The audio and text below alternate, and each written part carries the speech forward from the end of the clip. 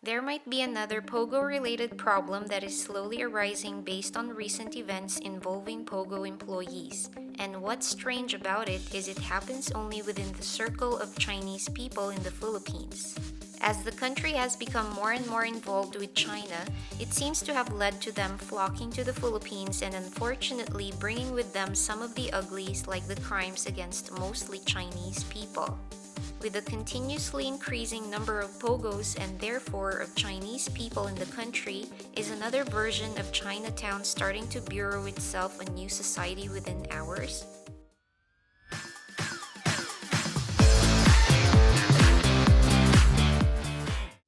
This is POGO, bringing you all the information about issues from around the world straight from major foreign news sites.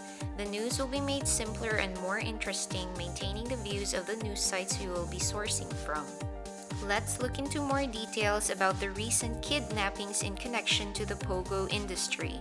In a statement on January 3 of this year, the Philippine National Police's Anti-Kidnapping Group or AKG identified the kidnapped victim as an employee in the Philippine Offshore Gaming Operators or POGOs industry. Philippine Offshore Gaming Operators or POGOs are online gambling firms which operate in the Philippines but cater to customers overseas. What brought about the increase in the kidnapping cases in the country, and what does it have to do with the POGO industry?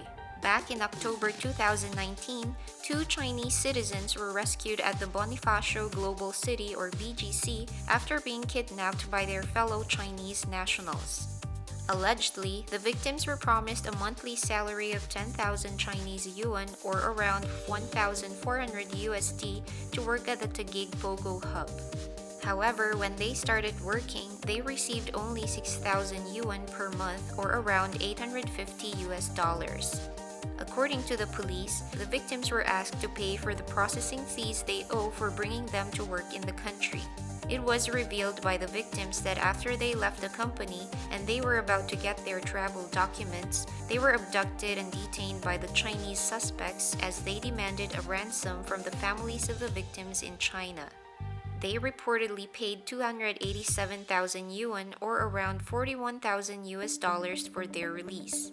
The following month in the same year, anti-kidnapping operatives of the PNP or Philippine National Police arrested a total of 8 Chinese nationals in different police operations. 5 of them were apprehended for detaining 2 Chinese nationals who were working in a POGO. It was said by the 2 victims that the suspects were asking them to pay for the money that was used by the company to bring them to the country to work. When the victims decided to go back to China, the owner of the company where they worked allegedly ordered their abduction. In another operation in the same month, the other 3 Chinese nationals were arrested for the illegal detention of another Chinese national. The victim also intended to leave the company where she was working and move to another. However, the company owner expressed that he didn't want the victim to leave and instead ordered her abduction. These are just some of the kidnapping cases that have been happening all around Metro Manila in the past months. There seemed to be a pattern in the abductions as well. From 2018 to 2019, the number of kidnapped Chinese has risen by 71% as revealed by the latest data from the Philippine National Police or PNP Anti-Kidnapping Group or AKG. According to Rappler, the PNP AKG counted 34 victims of kidnappings in 2018. However, as of November of 2019, the number jumped to 58. What do these have to do with the POGO industry? There have been thousands of Chinese workers that have flocked to the country after online gambling operations have become popular. Not just that, the rise in the number of Chinese workers in the Philippines also has something to do with the infrastructure projects handled by Chinese businessmen who employ only Chinese laborers and President Duterte's sudden pivot to China. However, the majority of those Chinese nationals are POGO employees who come to the Philippines as tourists and gamblers on junkets organized in China. Unfortunately, they have a significant impact on the disruption of the country's peace and order. POGOs, or Philippine Offshore Gaming Operators, are companies that provide online gambling services to foreigners. Just like in casinos, poker, blackjack, and roulette can be played, but they're all facilitated via an online medium. A virtual dealer is often a woman in skimpy clothes on the screen. The dealer and the tech support behind the screen are what make up the POGO. To work in an online gaming facility in the Philippines, Chinese POGO workers are often promised a specific monthly salary. However, they discover when they arrive that the promised salary is a lie, or they are forced to sign usurious loan agreements to force them to stay according to authorities. Employees who try to quit or can't pay for their debt are detained in crowded and guarded staff houses rented by their employers until their family in China sends a payment. POGO companies are said to spend millions to fly in workers from China and settle in the Philippines. That's why losing workers who have not paid their debts is a big loss to these companies. Gambling is illegal in China, and the Duterte government has already been asked by Beijing to shut down POGO operations in the country. As the POGO industry thrives, the PNP-AKG has begun studying how to prevent the rise in kidnapping cases. Reportedly, most of their crimes involve kidnapping for ransom or KFR, and lately, exclusive prostitution dens for POGO workers. Though these crimes don't directly affect local people, the police have become involved to address the kidnappings.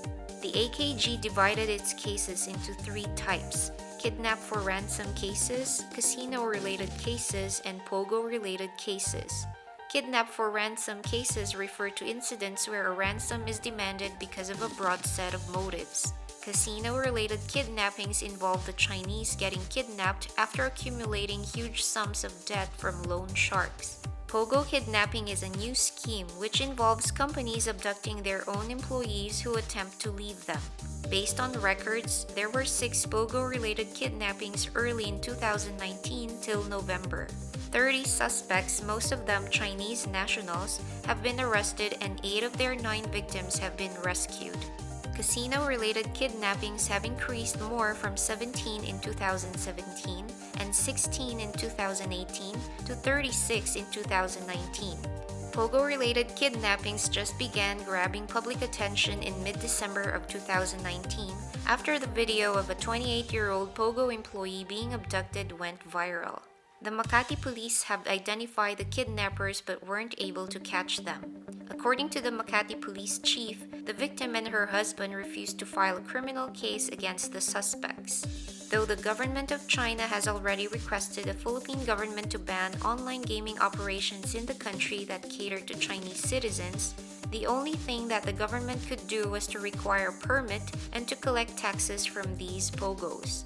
But putting a stop to them is definitely off the table. The Philippine Amusement and Gaming Corporation, or PAGCOR, has been tasked to issue licenses to qualified operators, and so far it has collected billions of pesos in license fees. Not only that, the real estate industry is going to suffer if POGOs are shut down, since owners of commercial buildings that house POGOs and residential houses and condominium units that are rented by POGO Chinese employees are also earning from high rentals. That also goes the same with restaurants, service facilities, and other commercial establishments that cater to the needs of POGO employees. If the government finally listens to China's requests to cut back or shut down POGOs, the financial gains they bring to certain industries and to the economy will be greatly affected. Thus, there's no denying that these POGOs are here to stay, as mentioned in an Esquire article. However, does this mean that more kidnapping cases will be expected while they are here? It was said by the police that POGO-related kidnappings have increased to an alarming rate. According to an article in the South China Morning Post, one of the big issues faced by Philippine authorities is the influx of undocumented workers from China, which can be blamed on the Visa Upon Arrival program in the country. This program makes it easy for Chinese nationals to enter the Philippines and end up working for POGOs.